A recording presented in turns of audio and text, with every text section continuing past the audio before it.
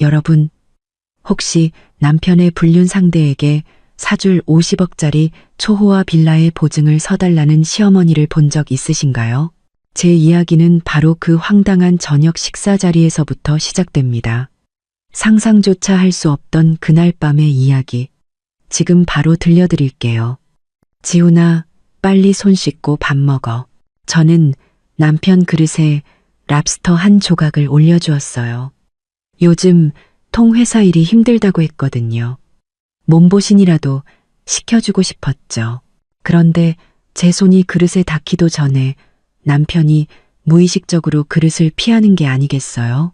마음에 뭔가 쿵하고 내려앉았지만 깊이 생각할 틈도 없었어요. 시어머니는 저를 본체만 채 거실 한가운데로 걸어가 헛기침을 하시더니 오늘 아주 좋은 소식이 있단다 하고 운을 떼셨죠. 아가씨가 바로 맞장구를 쳤어요.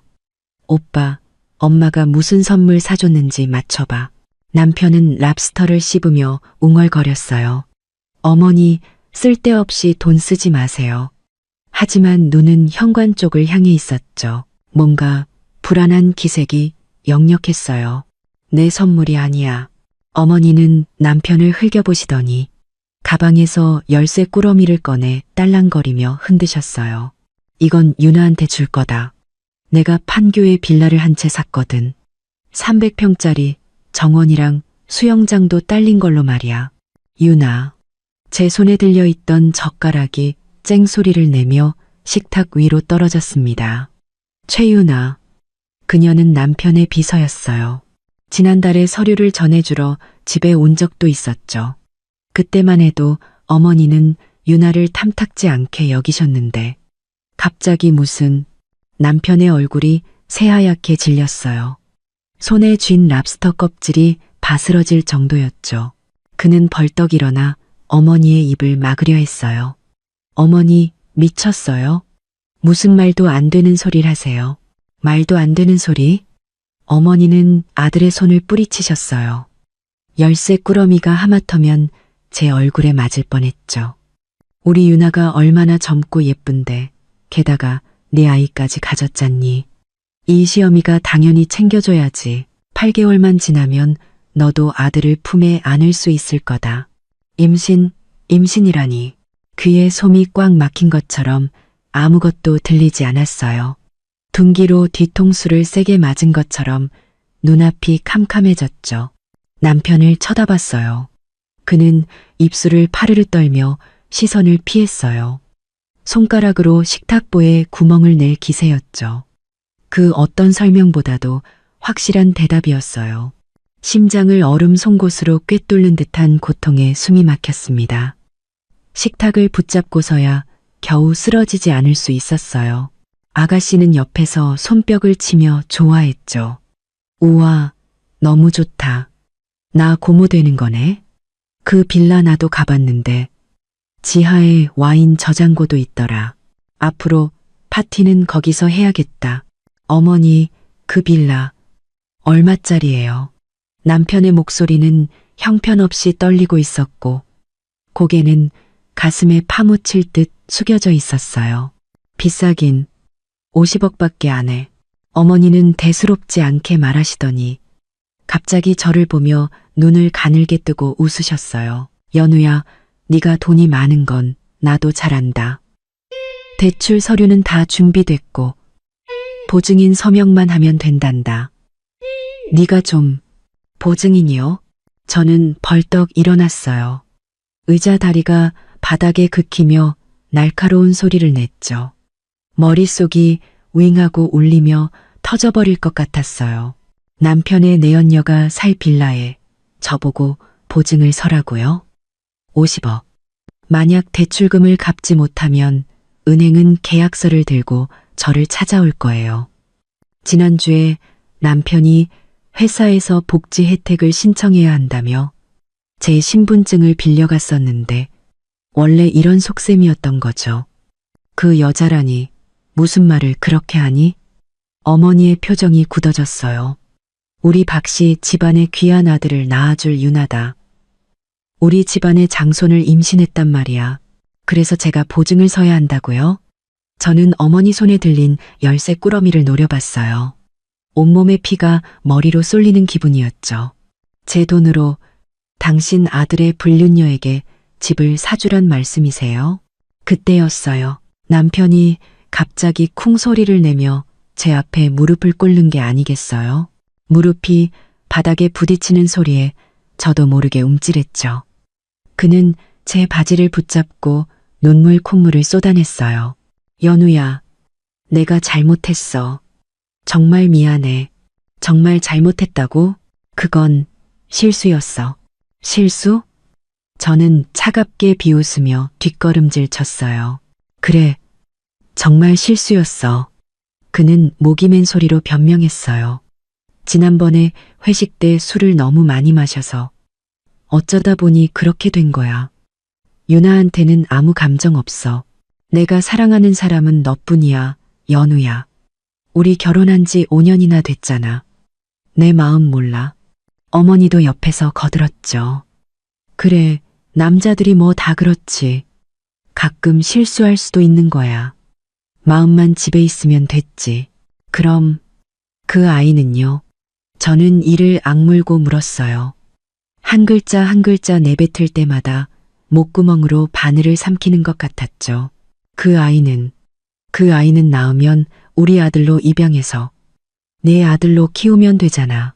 남편은 제 손을 뼈마디가 하얘지도록 꽉 잡았어요. 우리 셋이서 행복하게 살자. 응? 제발. 이 빌라는 유나한테 주는 위자료라고 생각해줘. 서명만 해주면 당장 깨끗하게 정리할게. 위자료가 50억이라고요? 그것도 저보고 보증을 서라고요? 저는 그의 손을 뿌리쳤어요. 손등이 벌겋게 부어올랐죠. 박지훈 씨, 내가 바보인 줄 알아요? 연우야, 그냥 서명해.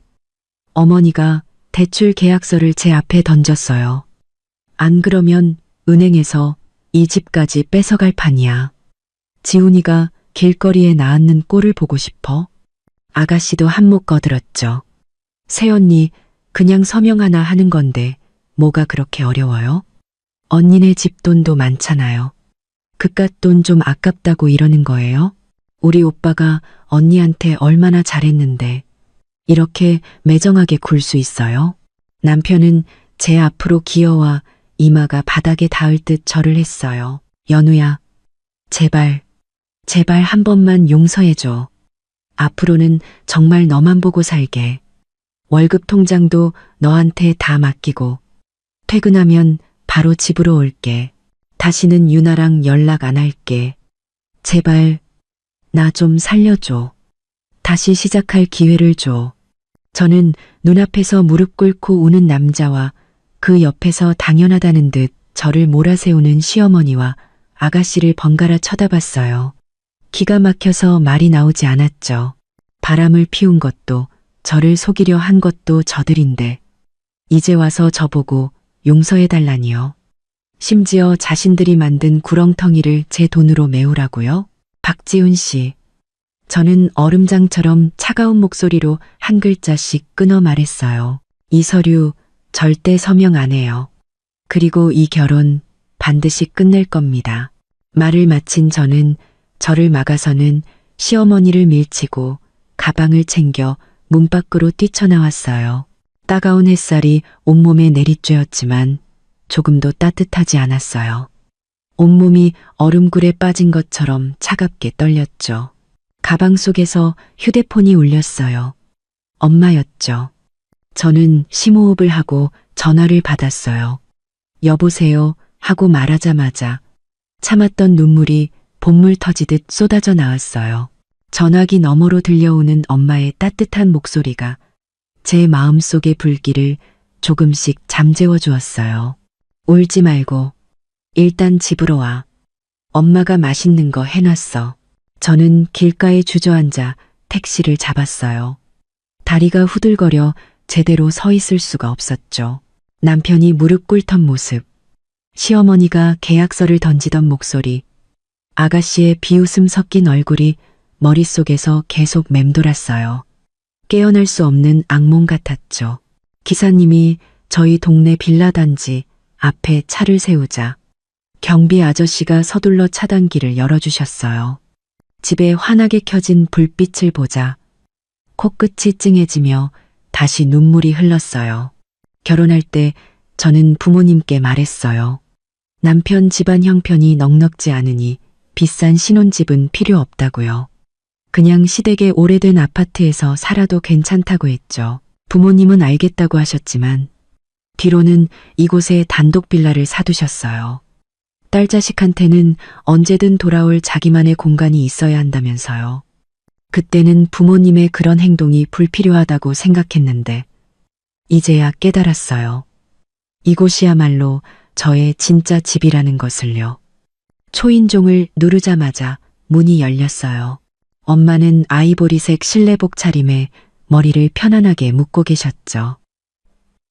빨개진 제 눈을 보시고는 아무것도 묻지 않고 저를 식당으로 이끄셨어요. 우선 밥부터 먹자. 무슨 일이든 배가 든든해야 해결할 수 있는 거야. 식탁 위에는 제가 좋아하는 전복죽이 김을 모락모락 피우고 있었어요. 숟가락을 들었지만 손이 너무 떨려 죽을 입으로 가져갈 수가 없었죠. 바람 피운 지 얼마나 됐니? 엄마는 제게 국을 떠주시며 마치 날씨 이야기를 하듯 아무렇지 않게 물으셨어요. 저는 코를 훌쩍이며 최윤아가 처음 서류를 가져왔을 때부터 시어머니가 신분증을 빌려간 일, 그리고 오늘 저녁 식사 자리에서 벌어진 일까지 모두 털어놓았어요. 남편이 무릎 꿇고 서명을 애원하던 이야기를 할 때는 다시 눈물이 쏟아졌죠. 어떻게 저한테 이럴 수가 있어요? 시어머니는 또 어떻고요? 어떻게 그 여자 빌라에 저보고 보증을 서라고 할 수가 있냐고요. 엄마는 숟가락을 내려놓고 냅킨으로 입가를 닦으셨어요. 50억짜리 대출 보증인으로 내 이름을 올리려고 했다니. 이건 작정하고 널 등치려 한 거네. 엄마, 저 이제 어떻게 해요? 저는 엄마의 손을 잡았어요. 따뜻한 온기가 전해졌죠. 그 계약서, 만약 저들 마음대로 제 신분증으로 서명해버리면 어떡해요? 서명해도 소용없어. 엄마는 제 손등을 토닥이셨어요. 요즘은 대출 받으려면 본인이 직접 가서 서명하고 영상까지 찍어야 해. 내 신분증으로는 기껏해야 휴대폰 개통하는 정도밖에 못할 거야. 그제야 저는 안도의 한숨을 내쉬었어요. 등에 났던 식은땀이 마르는 기분이었죠. 하지만 이 일을 그냥 넘어가선 안 되지. 엄마는 서재에서 서류철 하나를 가져오셨어요. 그 사람들이 단순히 빌라만 사려고 한 줄 아니? 내 시어머니 행동이 하도 이상해서 내가 수진이한테 부탁해서 좀 알아봤어. 이거 한번 봐. 서류철에는 두툼한 은행 거래 내역서와 사진 몇 장이 들어있었어요. 사진 속에는 남편이 최윤아와 함께 명품 매장을 돌며 쇼핑을 하고 있었고 시어머니는 뒤에서 쇼핑백을 들고 한박 웃음을 짓고 있었죠. 거래 내역서에는 남편이 매달 최윤아의 계좌로 돈을 보낸 기록이 찍혀 있었어요. 적게는 몇백만 원에서 많게는 몇천만 원까지. 이체 메모에는 생활비, 가방사 같은 말들이 적혀 있었죠. 이건 전부 우리 공동 재산이잖아요. 저는 화가 나서 손이 부들부들 떨렸어요. 그 돈 중 절반은 제 월급 통장에서 나간 돈이었어요. 그뿐만이 아니야. 엄마는 다른 서류를 가리키셨어요. 내 시어머니는 너희가 살던 그 낡은 아파트까지 담보로 잡혔더구나. 대출금 2억 원도 전부 최윤아한테 보냈어. 미쳤나 봐요. 저는 제 눈을 의심했어요. 그 낡은 아파트는 시아버지가 남긴 유산이라며 시어머니가 애지중지하던 곳이었어요. 그걸 담보로 잡았다고요? 자기 귀한 장손을 위해서라면 뭔들 못하겠니? 엄마는 냉소적으로 웃으셨어요. 수진이가 그러는데 최윤아 뱃속의 아이가 정말 네 남편 아이인지도 확실하지 않다더라. 저는 잠시 멍해졌어요. 그게 무슨 말씀이세요? 최윤아가 내 남편 말고도 다른 남자 여럿이랑 아주 가깝게 지냈다는구나. 엄마는 다른 사진 한 장을 건네주셨어요. 최윤아가 낯선 남자의 팔짱을 끼고 호텔로 들어가는 사진이었죠. 수진이가 알아냈어. 이 남자는 재벌 2세인데 네 남편보다 돈이 훨씬 많아. 그래서 시어머니가 그렇게 서둘러 빌라를 사고 대출을 받으려고 했던 거군요. 최윤아를 다른 남자한테 뺏길까 봐요. 저는 그 가족이 한심하면서도 우습게 느껴졌어요. 엄마, 그럼 이제 어떻게 해야 돼요? 첫째, 증거 수집. 엄마는 휴대폰을 꺼내셨어요. 내일 그 집에 다시 가. 네 물건들 전부 챙겨 나오고, 그리고 네 남편의 외도 증거를 찾아. 대화 기록, 이체 내역, 뭐든 많을수록 좋아. 다시는 그 집에 가고 싶지 않아요. 남편과 시어머니를 다시 볼 생각만 해도 온몸에 소름이 돋았어요. 가야 해. 엄마는 단호한 눈빛으로 저를 보셨어요. 그건 전부 내 물건이야. 왜 그 사람들에게 남겨줘. 그리고 이혼하려면 확실한 외도 증거를 잡아서 그 인간을 빈털터리로 만들어야지. 빈털터리요? 그래, 엄마는 고개를 끄덕이셨어요. 부부 공동 재산을 빼돌리고 혼인 중에 외도하고 심지어 제 엄마랑 짜고 널 속이려 했잖아. 명백한 유책 배우자야. 법적으로 재산을 적게 받거나 아예 못 받게 할 수 있어. 저는 엄마를 보며 마음을 다잡았어요. 예전에는 한 발 물러서면 모든 게 해결될 거라 생각했지만 이제는 알겠어요.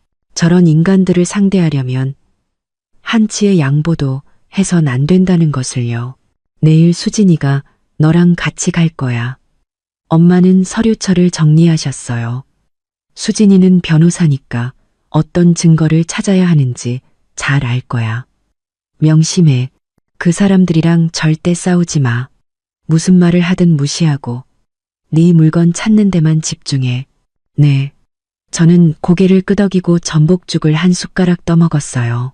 달콤하고 따뜻한 기운이 목구멍을 타고 마음속까지 전해졌죠. 그리고 내 월급 통장이랑 신용카드 전부 정지시켜 새로 발급받고 다시는 그 사람들이 내 돈을 못 쓰게 해야지. 엄마의 당부에 저는 바로 휴대폰을 꺼내 은행 앱에 접속했어요. 모든 카드를 분실 신고하고 정지시켰죠. 처리 완료 메시지를 보자 속이 다 후련했어요. 그때 휴대폰이 울렸어요. 남편이었죠. 저는 액정에 뜨는 이름을 보고 바로 거절 버튼을 누른 뒤 차단해버렸어요. 몇 초 뒤 시어머니에게서 전화가 왔지만 역시 똑같이 차단했죠. 잘했다. 엄마는 만족스럽게 고개를 끄덕이셨어요. 변명할 기회조차 주지 마. 밤새 잠을 설쳤어요.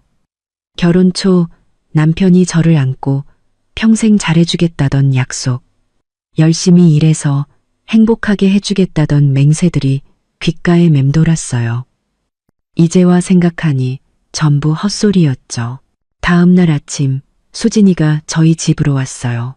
검은색 정장 차림에 머리를 단정하게 빗어 넘긴 그녀는 저를 보자마자 말했죠. 준비됐지? 오늘 가서 싹 다 쓸어오자. 응. 저는 심호흡을 하고 가방을 챙겼어요. 가자.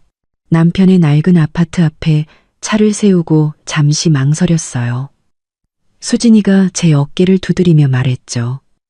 걱정 마. 내가 있잖아. 문을 열고 들어가자. 거실에서 시어머니의 울음소리가 들려왔어요. 아이고, 내 팔자야. 은혜도 모르는 액수를 며느리로 들여서. 이게 무슨 고생이람. 집안의 보탬은커녕 이혼하겠다고 난리니 아가씨는 옆에서 거들었죠. 그러게 말이야. 우리 오빠가 얼마나 잘해줬는데 만족을 몰라. 남편은 소파에 앉아 한숨을 쉬며 담배를 피우고 있었어요. 바닥에는 담배꽁초가 가득했죠. 저희가 들어서는 것을 보고 그는 황급히 담배를 끄고 일어섰어요. 연우야, 돌아왔구나. 역시 날 버리지 못할 줄 알았어. 저는 그를 무시하고 곧장 침실로 향했어요. 시어머니가 저를 막아섰죠. 너 지금 뭐 하는 거야? 집안 물건 훔쳐가려고? 이건 다 제 물건이에요. 저는 시어머니를 밀치고 들어갔어요. 제 옷, 제 화장품, 그리고 저희 부모님이 사주신 보석들까지. 제가 왜 이걸 여기 두고 가야 하죠? 수진이는 휴대폰을 꺼내 동영상을 촬영하기 시작했어요. 저희는 서연우 씨의 개인 물품만 회수할 겁니다. 전 과정은 녹화해서 증거로 남길 거고요. 만약 물건이 하나라도 없어졌으면 바로 경찰에 신고할 겁니다. 시어머니는 아무 말도 못하고 제가 옷을 여행 가방에 쑤셔 넣는 것을 멍하니 쳐다보기만 했어요. 남편이 다가와 도와주려 했지만 수진이가 막아섰죠. 박지훈 씨, 비켜주세요. 저희 일 방해하지 마시고요. 침대 협탁을 정리하다가 서랍에서 낯선 보석 상자를 발견했어요. 열어보니 다이아몬드 목걸이가 들어있었죠. 최신 디자인이었어요. 제게 사준 것일 리가 없었죠. 수진이가 재빨리 사진을 찍었어요. 이거 최윤아 거죠? 증거가 되겠네. 저는 목걸이를 가방에 던져넣고 남편의 양복 주머니에서 호텔 객실키를 찾아냈어요. 날짜는 지난주. 그가 출장을 간다고 거짓말했던 바로 그날이었죠. 수진이는 그것도 사진으로 남겼어요. 자, 이제 거의 다 된 것 같아. 가자. 제가 여행 가방을 끌고 나가려는데 남편이 갑자기 뒤에서 저를 껴안았어요. 연우야, 가지마. 내가 정말 잘못했어. 제발 한 번만 더 기회를 줘. 유나랑 당장 헤어질게. 우리 다시 시작하자. 응? 나요. 저는 차갑게 말했어요. 이미 늦었어. 그때 시어머니가 제 여행 가방을 낚아채려 달려들었어요. 못 가. 그 서류에 도장 찍고 가. 안 그러면 네 회사, 네 부모님 집에 찾아가서 소문 다 낼 거야. 이 배은망덕한 X이라고 온 동네방네 소문낼 거라고. 수진이가 제 앞을 막아서며 말했어요. 어머님, 이건 불법 감금입니다. 지금 바로 경찰에 신고할 수 있어요. 그리고 따님 신분증을 도용해서 대출을 받으려 하고 부부 공동 재산을 빼돌린 혐의도 있습니다. 증거는 전부 저희가 가지고 있고요. 지금 경찰 불러서 다 말씀드릴까요? 시어머니는 허공에 든 손을 내리지도 못하고 얼굴이 새빨개졌다, 새하얘졌다 했어요. 가자. 저는 수진이를 이끌고 5년간 살았던 이 집을 뒤도 돌아보지 않고 나왔어요. 차에 올라타자 저는 긴 한숨을 내쉬었어요. 수진이가 물 한 병을 건네주었죠. 1단계는 성공적으로 끝났네. 이제 저들에게 진짜 고통을 안겨줄 차례야. 저는 차창 밖으로 스쳐 지나가는 풍경을 보며 다짐했어요. 서연우, 오늘부터 너 자신을 위해 사는 거야. 차 안에서 수진이는 방금 찍은 사진들을 노트북에 옮기며 말했어요. 목걸이랑 호텔 키만으로는 외도 사실만 입증할 수 있어. 그 사람을 빈털터리로 만들려면 거액의 재산을 빼돌렸다는 확실한 증거가 필요해. 그런 증거를 어디서 찾지? 저는 차창 밖으로 보이는 남편의 낡은 아파트를 보며 마음이 돌덩이처럼 무거워졌어요. 은행 거래 내역은 이미 확보했지만 최윤아와의 대화 기록이나 이체 메모 같은 게 있으면 더 확실해. 그리고 네 시어머니가 아파트를 담보로 대출받은 계약서. 그것도 중요한 증거가 될 거야. 수진이가 핸들을 돌리며 말했어요. 그런 중요한 서류들을 쉽게 찾을 수 있는 곳에 뒀을 리가 없잖아. 저는 그게 불가능한 일처럼 느껴졌어요. 사람들은 중요한 물건일수록 가장 안전하다고 생각하는 곳에 숨겨두는 법이지. 수진이가 웃으며 말했어요. 생각해봐. 내 남편이 평소에 물건을 숨겨두는 버릇 같은 거 없었어? 곰곰이 생각해보니 남편은 항상 건망증이 심하다며 중요한 물건은 서재에 있는 금고에 넣어두곤 했어요. 비밀번호는 자기 생일이었죠. 예전에는 그런 글을 보며 유난 떤다고 비웃었는데 지금 생각하니 그 안에 얼마나 많은 비밀이 숨겨져 있을지 모를 일이었어요. 서재에 금고가 하나 있어요. 비밀번호는 남편 생일이에요. 수진이의 눈이 반짝였어요. 좋아. 그럼 그 안에 있는 걸 꺼내와야겠네. 하지만 이미 나왔는데 다시 돌아가면 의심할 거예요.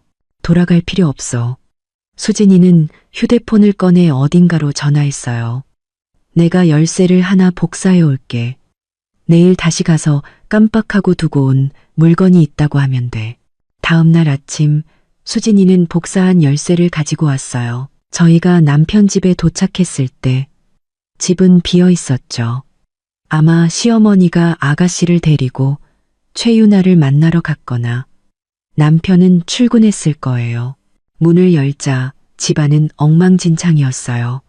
바닥에는 어제 치우지 않은 담배꽁초가 널려 있었죠. 수진이는 곧장 서재로 향했고 저는 심장이 쿵쾅거리는 것을 느끼며 그 뒤를 따랐어요. 서재 책장에는 남편이 받은 트로피들이 가득했지만 모두 별가치 없는 것들이었죠. 금고는 책장 맨 아래 칸에 천으로 덮여 있었어요. 자세히 보지 않으면 찾을 수 없었죠. 수진이가 천을 걷어내고 남편의 생일을 입력하자 딸깍 소리와 함께 금고문이 열렸어요.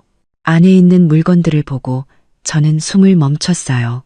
은행 카드 몇 개, 부동산 등기부등본 한 부, 그리고 두툼한 이체 확인증 묶음이 있었죠.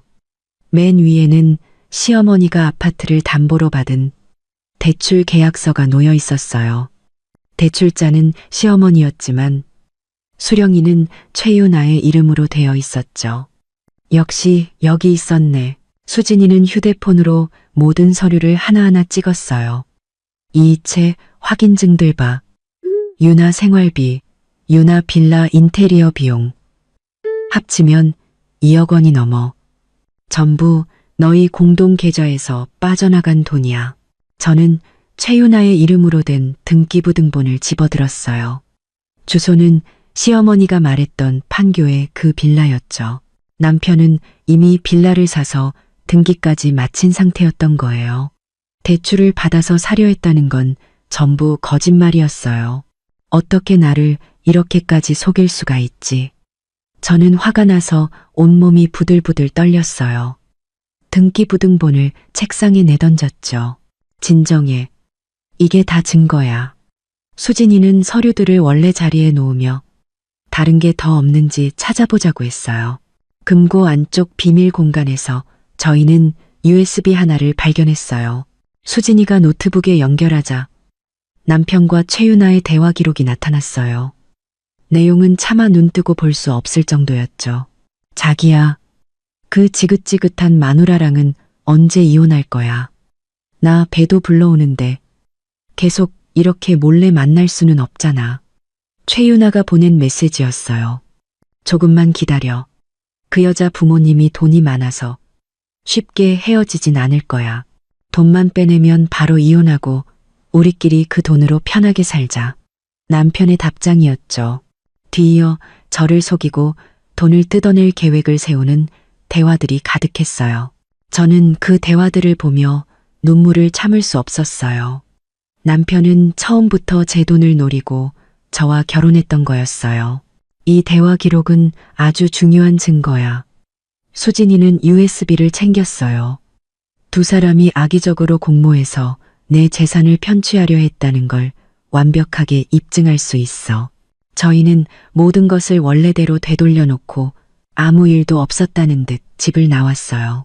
차에 타서도 저는 계속 떨고 있었죠. 수진이가 티슈를 건네주며 말했어요. 슬퍼하지 마. 이제 증거는 완벽해. 저들은 절대 빠져나갈 수 없어. 이제 어떻게 해야 돼? 다음 단계는 은행에 가서 모든 거래 내역을 출력하는 거야. 그리고 법원에 이혼 소송을 제기해서 그 인간을 빈털터리로 만들고 내 손에까지 전부 배상하게 해야지. 수진이가 차에 시동을 걸며 말했어요. 이미 판사님과 약속도 잡아놨어. 다음 주면 재판이 열릴 거야. 집으로 돌아와 증거들을 엄마께 보여드리자. 엄마는 화가 나서 책상을 내리치셨어요. 이런 도둑놈 같은 집안을 봤나. 엄마, 다음 주에 재판이 열린대요. 저 조금 무서워요. 저는 엄마의 손을 잡았어요. 여전히 마음이 불안했죠. 걱정 마, 엄마가 있잖아. 엄마는 제 머리를 쓰다듬으셨어요. 수진이는 최고의 변호사고, 우리한테는 이렇게 확실한 증거들이 있잖아. 반드시 이길 거야. 밤에 남편에게서 또 문자가 왔어요. 잘못했다. 한 번만 더 기회를 달라며 참회하는 내용이었죠. 저는 망설임 없이 삭제해버렸어요. 그런 남자에게 더 이상 시간을 낭비할 가치는 없었으니까요. 다음 날 저는 재판 준비를 위해 회사에 휴가를 냈어요. 동료들의 시선이 어딘가 이상했죠. 분명 시어머니나 아가씨가 회사에 와서 무슨 말을 했을 거라 짐작했어요. 역시나 부장님이 저를 사무실로 부르셨어요. 서대리, 집에 무슨 일 있다면서? 네, 이혼 준비 중입니다. 저는 숨기지 않았어요.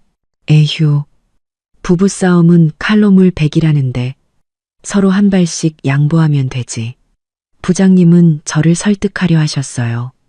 어제 자네의 시어머니가 회사에 와서 자네가 사소한 일로 이혼하려 한다고 하소연하더군. 그리고 자네가 그분이 무슨 말씀을 하시든 상관없습니다. 저는 부장님의 말을 끊었어요. 저는 이미 결심했습니다. 다음 주에 법원에 소장을 제출할 겁니다. 부장님은 한숨을 쉬셨어요. 그래, 자네가 그렇게 결심했다니 더는 말리지 않겠네. 당분간은 집안일 잘 처리하게. 회사에서는 장기 휴가를 주겠네. 감사합니다, 부장님. 회사를 나와 저는 쇼핑몰에 가서 새 옷을 사고 머리도 새로 했어요. 최고의 모습으로 이 싸움에 임하고 싶었죠. 저를 상처 준 사람들에게 보여주고 싶었어요. 서연우가 그렇게 만만한 사람이 아니라는 것을요. 집에 돌아오자마자 수진이에게서 전화가 왔어요.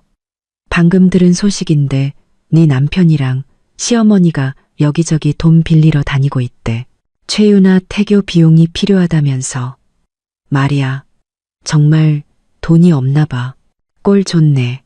저는 냉소적으로 웃었어요. 저들의 좋은 시절은 이제 끝났어.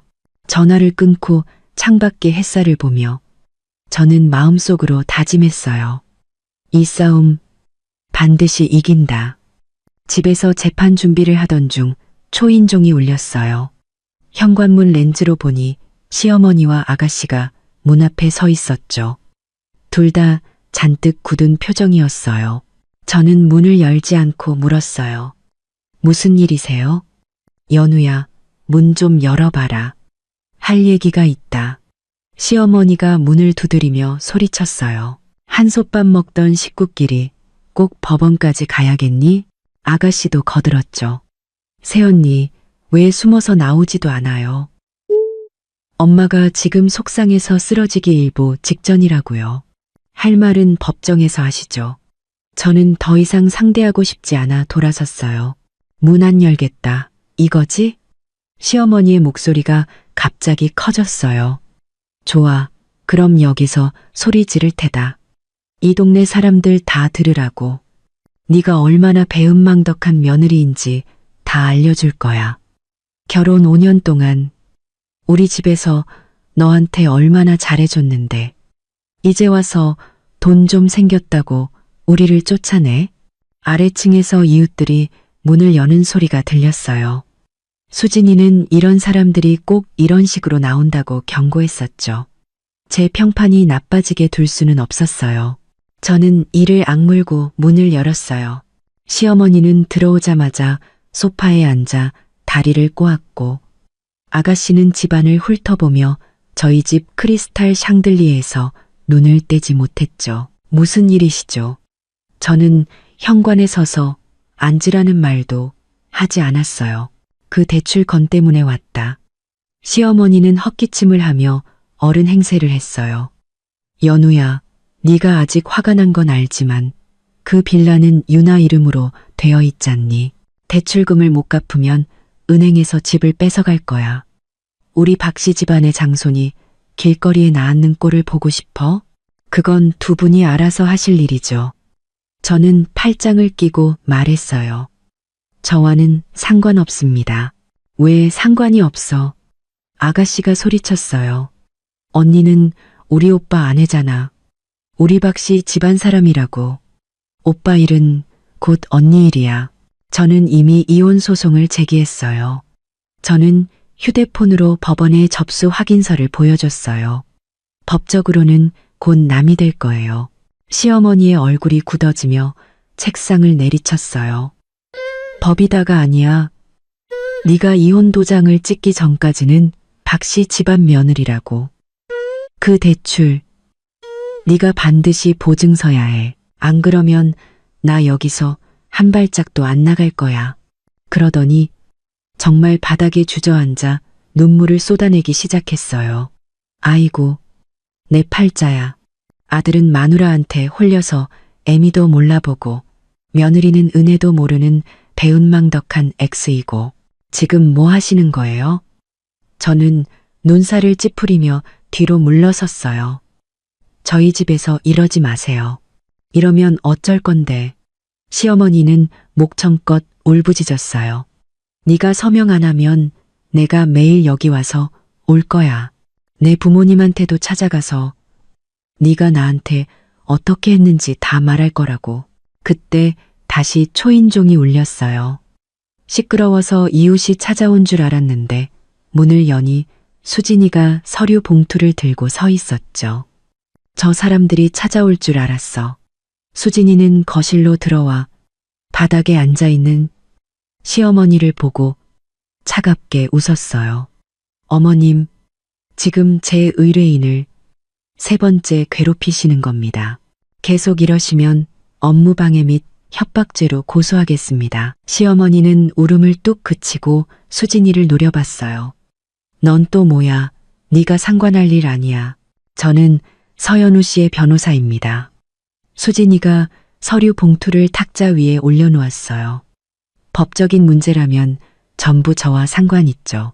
예를 들면 두 분이 몰래 아파트를 담보로 잡은 계약서나 박지훈 씨가 부부 공동재산 2억 원을 최윤아 씨에게 빼돌린 이체 기록 같은 것들이요. 전부 여기 가져왔는데 제가 한번 읽어드릴까요? 시어머니의 얼굴이 새하얘지며 아가씨 뒤로 숨었어요. 아가씨는 애써 태어난 척 소리쳤죠. 무슨 소리야? 우리가 언제 재산을 빼돌렸다고. 수진이는 휴대폰에서 사진 한 장을 보여줬어요. 이건 박지훈 씨가 최윤아 씨에게 5천만 원을 이체한 내역입니다. 메모에는 빌라 가구 비용이라고 적혀 있네요. 날짜는 지난달 15일. 대출을 받아야 한다고 거짓말한 바로 다음 날이죠. 그리고 이 아파트 담보 대출 계약서, 대출자는 어머님이지만 수령인은 최윤아 씨, 금액은 2억 원. 이게 다 증거입니다. 법정에서 판사님이 누구 말을 믿을 것 같으세요? 시어머니는 입술을 파르르 떨며 아무 말도 못했어요. 아가씨는 끝까지 우겼죠. 그건 오빠가 자발적으로 준 돈이야. 엄마랑은 상관없어. 자발적으로 줬어도 불법입니다. 수진이는 휴대폰을 집어넣었어요. 부부 공동 재산은 한쪽이 마음대로 처분할 수 없습니다. 이 돈들은 제 의뢰인이 전액 회수할 권리가 있습니다. 회수한다고?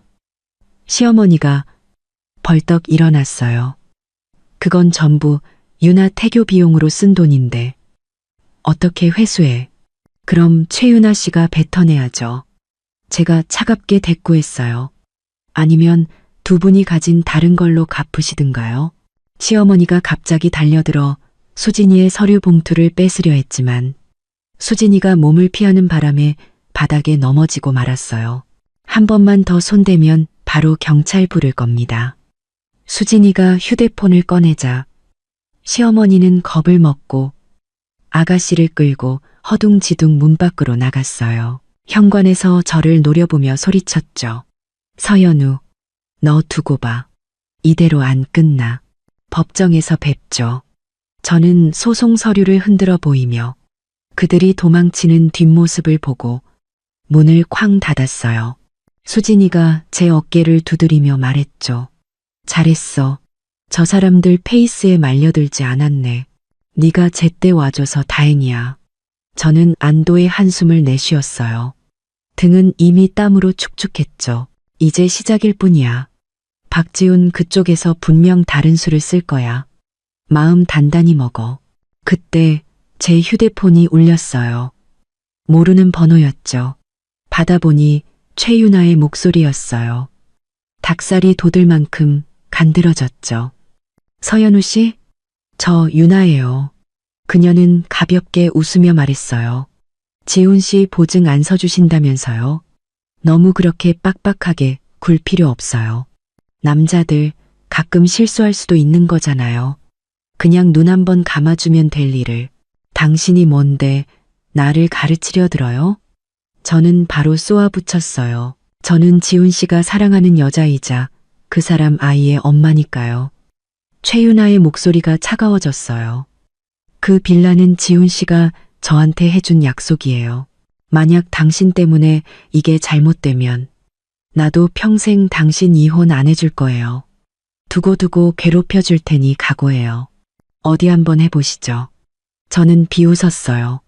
당신 뱃속의 아이가 먼저 태어나는지 아니면 당신이랑 박지훈 씨가 사기죄로 먼저 감옥에 가는지 한번 보자고요. 저는 바로 전화를 끊고 번호를 차단해버렸어요. 옆에서 듣고 있던 수진이가 고개를 끄덕였죠. 저런 인간들은 더 강하게 나가야 해. 오후에 은행의 거래 내역을 출력하러 갔다가 로비 구석에 서 있는 남편을 발견했어요. 그는 저를 보자마자 다가왔죠. 눈이 퉁퉁 부어 있었어요. 연우야, 우리 얘기 좀 할까? 그의 목소리는 쉬어 있었고 눈은 충혈되어 있었어요. 딱 5분만. 할 얘기 없어요. 저는 뒤로 물러서며 거리를 뒀어요. 내가 잘못했어. 정말이야. 그는 제 손목을 잡았어요. 힘이 어찌나 센지 뿌리칠 수가 없었죠. 유나랑은 이미 끝냈어. 빌라도 다시 팔라고 했고 돈도 천천히 갚을게. 제발 소송만은 취하해줘. 우리 다시 시작하자. 내가 정말 잘할게. 끝냈다고요? 저는 그의 손을 뿌리쳤어요. 오전에 저한테 전화해서 평생 괴롭히겠다고 협박한 건 누구였죠? 남편의 얼굴이 새빨개지며 더듬거렸어요. 그건 유나가 잠시 오해해서 그런 거고. 내가 잘 설명할게. 됐어요. 저는 그의 위선적인 얼굴을 보자 역겨움이 치밀었어요. 법정에서 봅시다. 그가 쫓아오려 했지만 은행 보안요원에게 제지당했어요. 보안요원에게 끌려나가는 그의 모습을 보며 저는 아무런 감정도 느끼지 못했어요. 어떤 사람들은 직접 벽에 머리를 부딪혀봐야만 정신을 차리는 법이죠. 하지만 저는 그에게 돌아갈 기회를 줄 생각이 없었어요.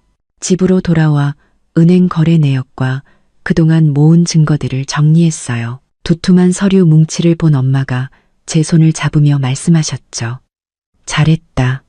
증거가 확실할수록 이길 확률도 높아지는 거야. 밤새 잠을 설쳤어요. 낮에 시어머니가 행패를 부리던 모습, 아가씨의 탐욕스러운 눈빛, 남편의 위선적인 참회까지 모든 것이 한편의 지독한 연극처럼 느껴졌어요. 하지만 저는 알았죠. 이 연극은 곧 막을 내릴 것이고 최후의 승자는 제가 될 거라는 것을요. 은행에서 마주친 지 사흘째 되던 날, 남편이 보온병을 들고 저희 집으로 찾아왔어요. 억지 웃음을 짓고 있었죠. 저는 잠시 망설이다 문을 열어주었어요. 연우야, 너 주려고 국 끓여왔어. 그는 조심스럽게 보온병을 식탁 위에 올려놓았어요. 요즘 잘 못 챙겨 먹는 것 같아서 몸보신 좀 해. 필요 없어요. 할 말 있으면 하세요. 저는 그가 집 안으로 들어오지 못하게 옆으로 비켜서지 않았어요. 하지만 그는 아랑곳하지 않고 신발을 벗고 들어왔죠. 연우야, 네가 아직 화난 거 알아. 하지만 내 말 좀 들어줘. 유나 문제는 정말 다 해결했어. 오, 그래요? 어떻게 해결했는데요? 저는 팔짱을 끼고 그가 어떤 거짓말을 할지 지켜봤어요. 내가 유나랑 크게 싸우고 빌라 팔아서 돈 전부 너한테 갚으라고 했어. 처음에는 싫다고 하더니 내가 강하게 나가니까 알겠다고 하더라. 그는 제 눈을 피하며 말했어요. 그래요? 참 수고 많으셨네요. 저는 비웃었어요. 아니야. 당연히 내가 해야 할 일이지. 그는 제게 다가와 손을 잡으려 했어요. 연우야, 내가 이렇게까지 했는데 제발 한 번만 용서해주면 안 될까? 소송만 취하해줘. 취하할 수 있어요. 저는 그의 눈을 똑바로 쳐다보며 또박또박 말했어요. 하지만 최윤아한테 빼돌린 2억 원 전부 돌려놓고 당신 어머니가 아파트 담보로 받은 대출금도 다 갚아야 해요. 그의 얼굴이 굳어졌어요. 연우야, 그건 좀 너무하잖아. 그 돈은 이미 다 써버려서 없는데 어떻게 갚아? 썼으면 벌어서 갚아야죠. 아니면 최윤아 보고 갚으라고 하든가요. 저는 한치도 물러서지 않았어요. 그건 우리 공동 재산이었어요. 당신 마음대로 처분할 권리 없다고요. 하지만 유나가 내 아이를 임신했는데 길거리에 나앉게 할 수는 없잖아. 그의 목소리가 점점 거칠어졌어요. 그 돈은 그냥 내가 유나한테 주는 보상금이라고 생각하면 안 돼? 보상금이요? 저는 기가 막혀서 웃음이 나왔어요. 제 돈으로 당신 내연녀한테 보상금을 주라고요? 박지훈 씨, 내가 그렇게 우스워요? 그런 뜻이 아니잖아. 그는 언성을 높였어요. 그냥 서로 한 발씩 양보하자는 거지. 너희 집은 돈도 많으면서 그깟 돈 좀 없다고 뭐가 달라져? 우리 집이 부자인 거랑 당신이 바람 피우고 재산을 빼돌린 거랑 무슨 상관인데요? 저는 그의 말을 끊었어요. 이건 돈 문제가 아니라 원칙의 문제예요. 원칙 같은 소리 하고 있네.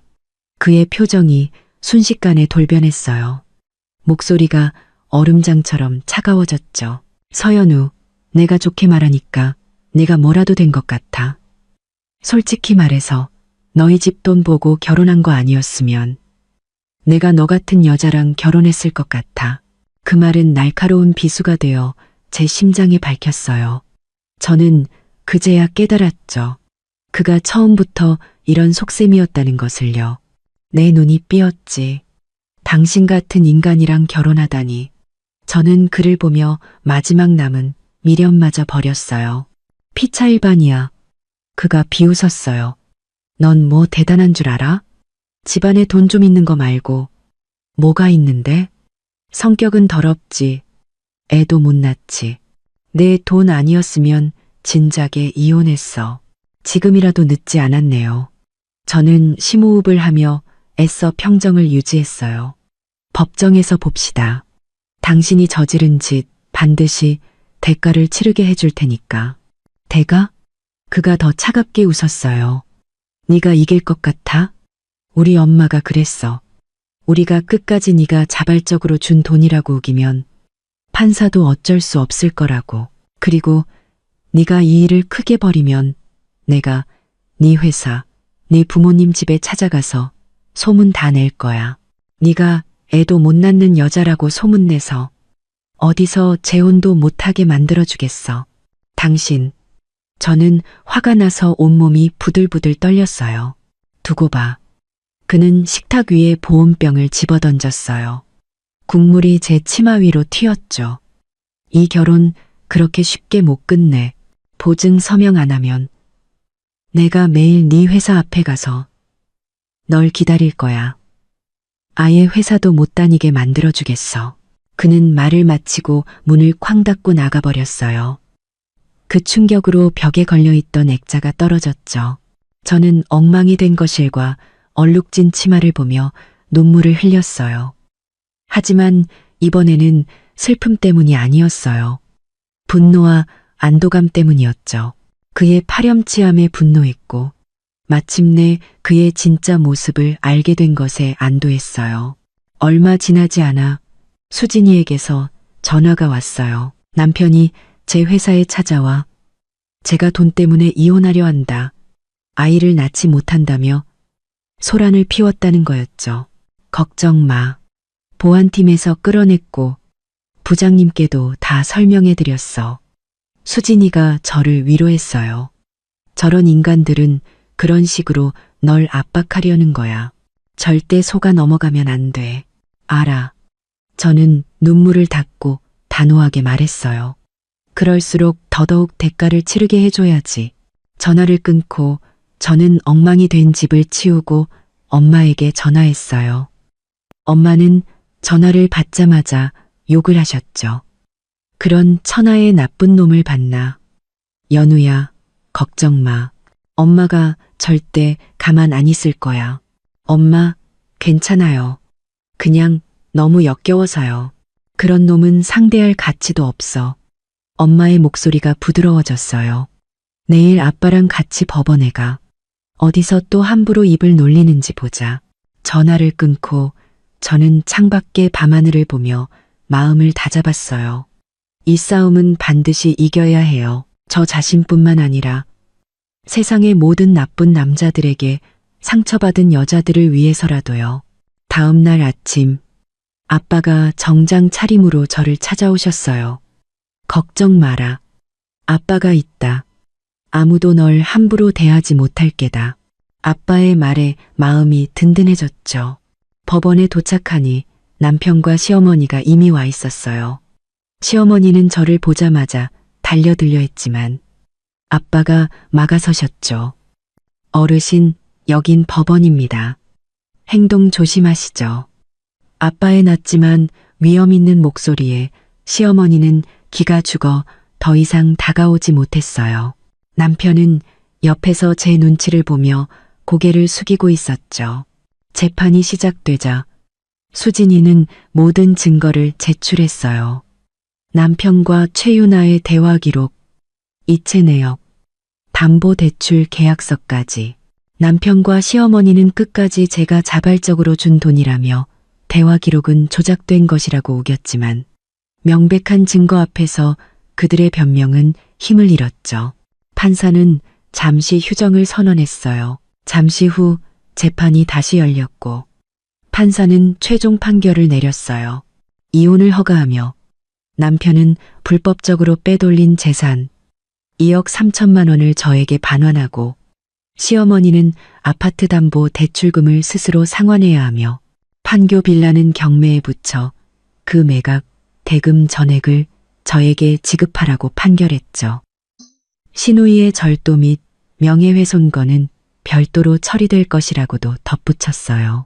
판결을 듣자 시어머니는 눈앞이 캄캄해졌는지 의자에서 쓰러질 뻔했고 남편은 그녀를 부축하며 입술만 파르르 떨 뿐 아무 말도 하지 못했어요. 법원을 나오자 수진이가 웃으며 말했어요. 축하해. 이제 완벽하게 해방이야. 고마워. 저는 하늘을 올려다보았어요.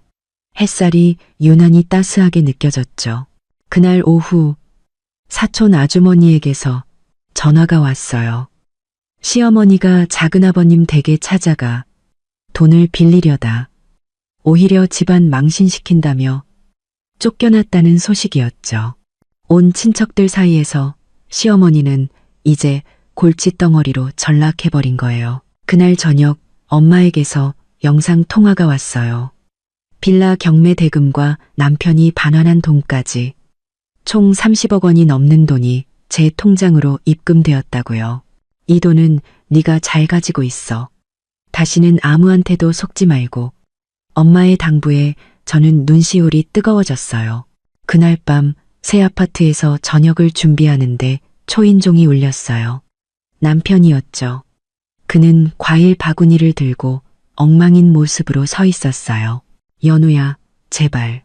우리 엄마가 친척들한테도 다 쫓겨나서 갈 곳이 없어. 우리 부부였던 정을 생각해서라도 제발 돈 좀 빌려주면 안 될까? 안 돼요. 저는 단호하게 거절했어요. 법원 판결대로 갚아야 할 돈이나 잘 갚으세요. 두 분이 어디서 살든 저랑은 상관없는 일이에요. 그는 문 밖에서 한참을 서성이다가 결국 한숨을 쉬며 돌아갔어요. 며칠 뒤 수진이가 보내준 사진 속에서 남편은 길거리에서 전단지를 돌리고 있었어요. 시어머니의 병원비를 마련하기 위해 하루에 3가지 일을 한다고요.